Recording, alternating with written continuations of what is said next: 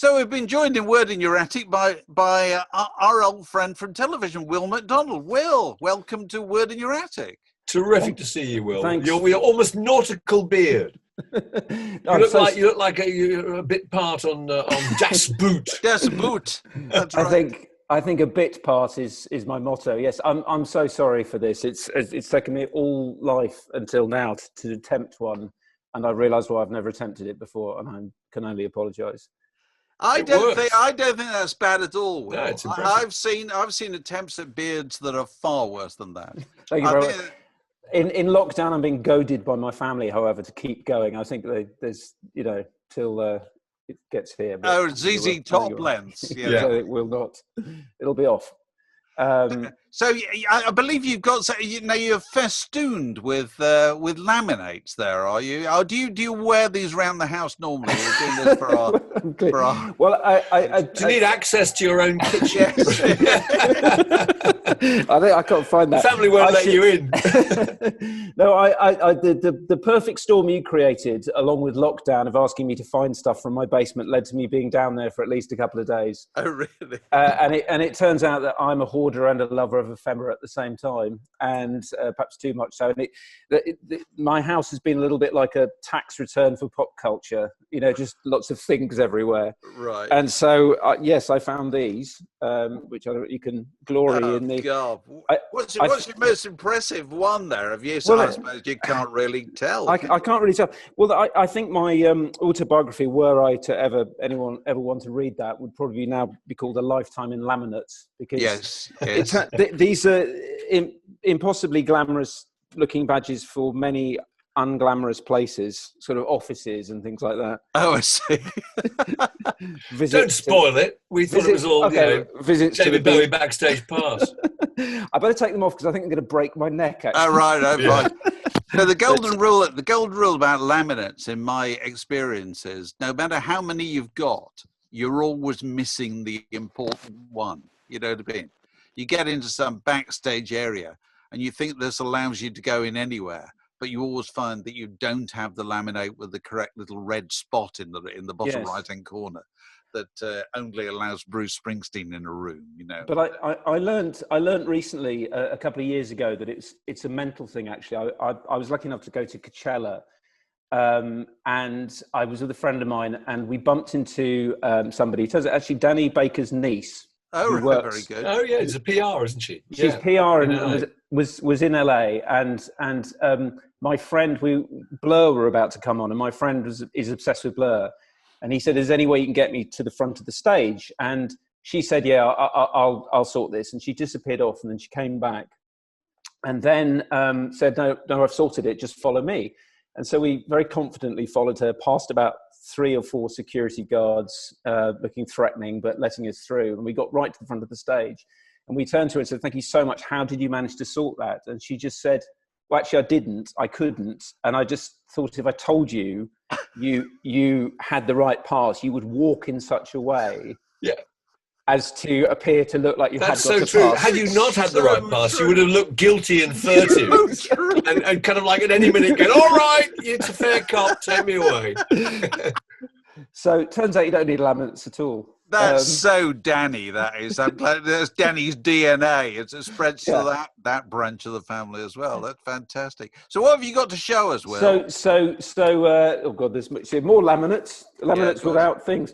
My or NUJ pass. Oh, you remember those? Oh, let's have a look at the picture. Goodness. No, let's not. 1991. There you go. Oh, that's good. Yeah. Anyway. Will, can I stop you? Are you wearing a Sunset Marquee T-shirt? I am, yes. Oh, I'm so sorry. The trendy Hollywood Rockstar hotel.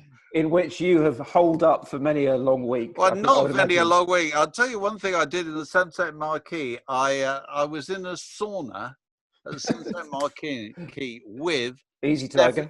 Yeah. Are you going to continue with this, Dave? Can I just get out there, with Stefan Grappelli? Stefan Grappelli of the Hot Club of Paris. That's good. That's good. That's really serious, isn't it? Stefan Grappelli. Anyway, go on, carry on. What have you got? Did you go to the whiskey bar afterwards? I don't believe I did. No, they probably didn't have one in those days. Who was lounging around the pool when you were there, Will? Can you remember? Well, my first ever night. Members of Motley Crue, obviously. Well, you're not far off, actually. My first ever day in LA, I went with Chris Evans in 1992. And so our first ever day, we went up to the reception and said, where is the coolest, we've never been to LA before, where is the coolest bar you can go to the whole of LA? And they went, well, the hotel bar. And we went, oh yeah, sure. And we walked into the bar, and the first three people we saw were Don Johnson and Melanie Griffith having a drink with Slash. That's perfect. Couldn't be better. Very good. I go there a fair bit, and almost every single time, up until a couple of months ago, the one person who's there all the time is Jeff Beck. Of course. They've got a recording studio in the basement, and I think they spend their life. He spends his life in their recording, so you know. The thing about Jeff Beck is when I saw him not long ago in a club in the West End, and he still looks like Jeff Beck. Yes, he does. He looks like Jeff Beck, 1965. Jeff Beck, you know, he's got exactly the same hair and exactly the same clothes. The same clothes, leather jacket, and jeans and sneakers. Jeff Beck is that perfect example of the rock star frozen in what appears to be arrested adolescence. That when he goes home, you just imagine he leaps on a quad bike, races round the lawn, gets up to rock star larks, you know. What else have you got, Will? I won't detain you with too much of this stuff, but we love old music papers. Dave and I are very keen on old music. I've found a mountain of these, and obviously I used to read this with great gusto every week, especially when you were involved. But I found a mountain of the Christmas double edition. Oh, right. Brilliant. So what year are we talking about there? This is 82. Okay. And amongst features such as some of the hot acts of the time included, according to the Enemy, the Joe Boxers and Shalimar. Joe Boxers, who I put on the cover of Smash Hits. They were the future. Well, I very nearly lost my job in the process. They could still Boxer Beat was there. Doing the Boxer Beat, I think was the actual thing. Very good. But of course, being the Enemy, they have to balance out the Joe Boxers with a double-page spread about George Orwell. Of course. Usually a feature about suicide or something like that. You know. Can you guess the album of the year of 1992? God, no, I'll be very bad at this. Go on. You'll be very surprised, I would Human guess. League? No, that wouldn't be at all. It'd be a real old stager. It was definitely an old stager. It's the 70s. From America. It's gonna be, oh, right, okay. 82. Surprisingly, Midnight Love by Marvin Gaye. Oh, really? Oh, yeah. You see, that's a classic case of what happens in music papers is that when they miss the record that turns out to be the classic, they always overcompensate by choosing subsequent albums by the same artists in the hope that they're going to identify another classic, and they never do at all. You know, so it's like the second Oasis album was them reviewing the first one, really, wasn't it? You remember that? Yes. The second Oasis album, I said, "This is a masterpiece." She wanted a masterpiece. No, the third one. What they meant was, was it the third one? We should have said the second one was a masterpiece. The first one was a masterpiece. This is what always happens. Happens. Oh, well, I'm glad you got that. I've included my form that I filled in, which I haven't yet sent in. Oh, is that the poll? That's my favourite things from the year. Who did you have as what were your things? Your top cribs? This is too embarrassing. My group with a beat. No shame there. I can't go on. Favourite live act, Rig and Panic. Now there's one from the... Whoa! Oh, my Lord, that's brilliant. Oh, God. Yeah. Gareth Sager. Yeah. Anyway, so I found... I'll tell you what I did find was... autographs. Now, there's a thing that you don't have anymore. Oh, no, that's good. No, but it's very, very small because I think when I was a kid, I used to get them as you did. And I found one, weirdly, which is an old kid's autograph book, which has only got one autograph in it. And this is specialist knowledge for you to know this guy. Wilfred Makepeace Lunn. Does that mean?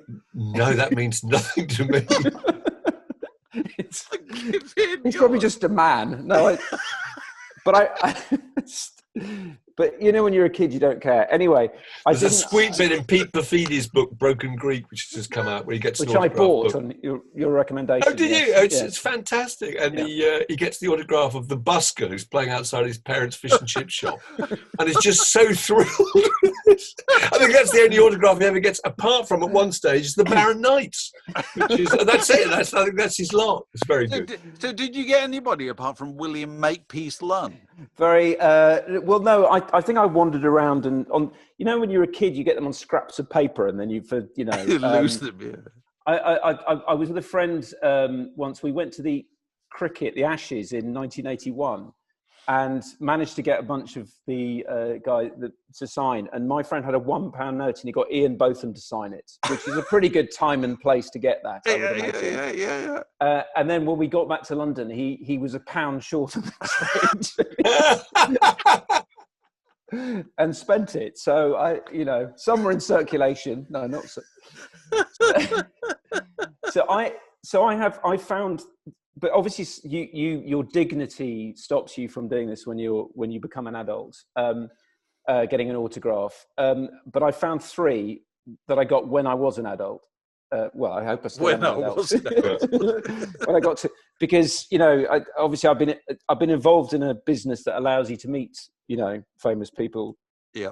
The master of this was Danny Baker, who, when we were doing TFO Friday, used to go into the makeup room and say to the big famous artists such as David Bowie, or something like, "Don't worry, everybody's asking for your autograph, David. Don't worry, I've told them all you won't do that. All the production staff, everybody. But while I'm here, would you sign this?" So I got. So here's one. Hang on, I've got to find it. You can edit this, can't you? Talk amongst yourself. Danny is always plugging clips from TFI Friday, particularly that Bowie clip, actually. So are there any that you'd recommend that are on YouTube that people should see? Oh God, I've not looked back. I have to say, they'll be there. I mean, that sort of predates YouTube in many ways. So I think it's now sort of fans putting it up as opposed to... It is. Oh yeah. Definitely. Yeah. It would all be on there if it's existing now. Anyway, so this David is my Stein. David Stein when I was a kid, and we made a show that's a documentary about Starsky and Hutch, and so of course. Oh right, okay. Starsky. Both of them, very good. That's terrific. And do they sign in character, or do they sign as the actors? No, they sign as the actors. This one is more impressive because this Barry White is, of course, this is the much Walrus like of Love. That's unkind. This is much like your house, isn't it, David? Oh, absolutely. Yeah, I should be popping out for a dip later on in the infinity pool. So was that signed by just Barry or Lurleen or? So no, it was just Harry. Barry. We had him. Harry. we booked him by people. Harry, I've always been a fan of yours. Could you sign this? Harry, come back.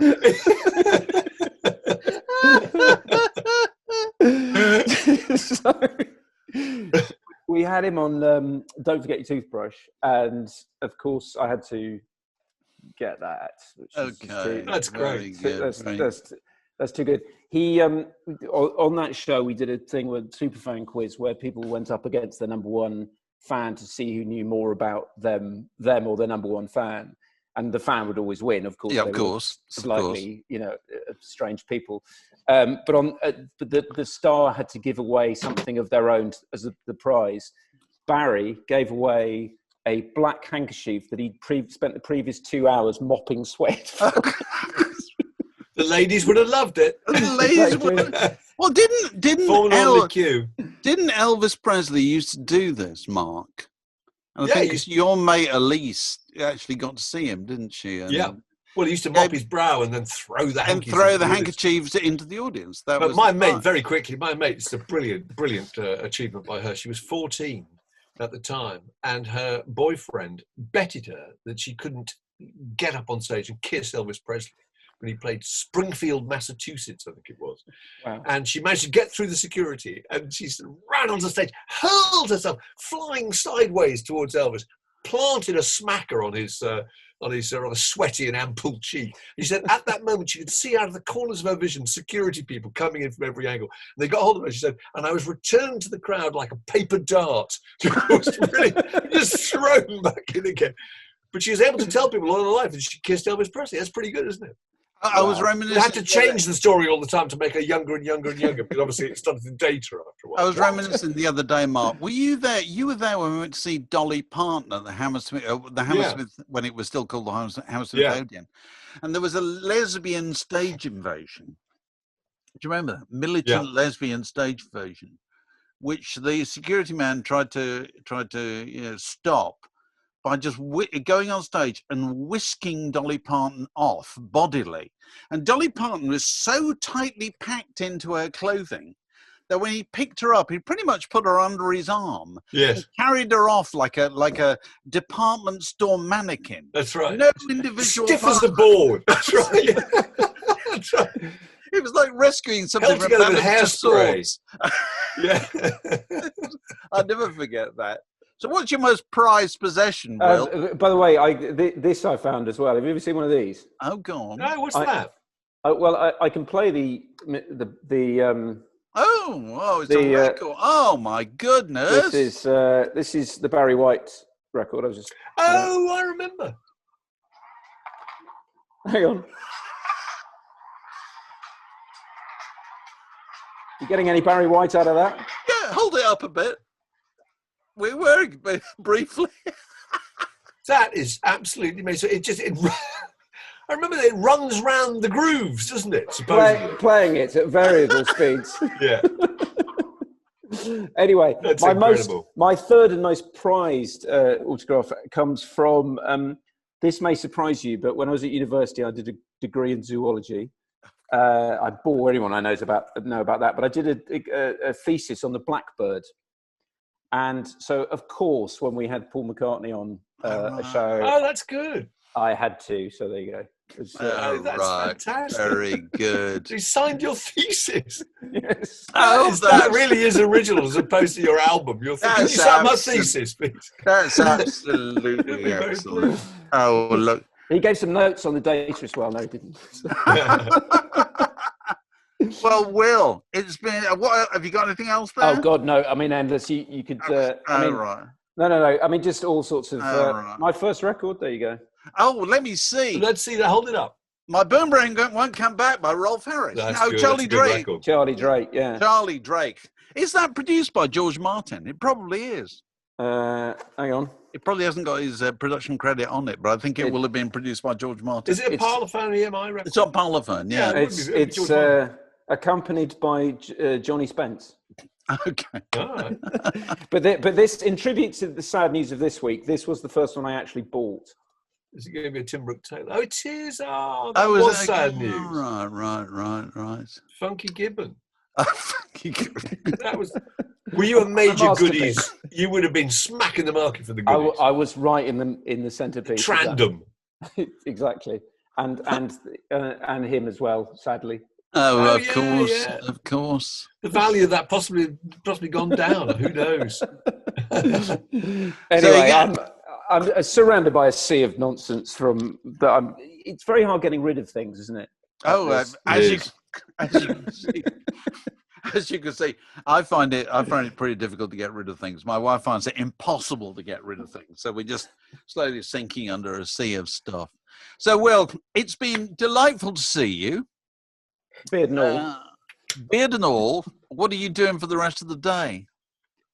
I mean, that's a taunting question to ask somebody. Is it too early for some cooking sherry and Pringles? That's the question on a million lips. I yes, like every day, long Zooms and short walks, and it's that phrase becoming a zombie is that's good. Is very apt, isn't it? Because it does something to your eyes. This device, isn't it? The Zoom. It's kind of a very, strange thing. So yes, I'll be doing the same as you. Okay, well, cooking sherry. All the very best. Great to see you. No, thank you very much. Cheers. Thank you. Bye. Bye-bye.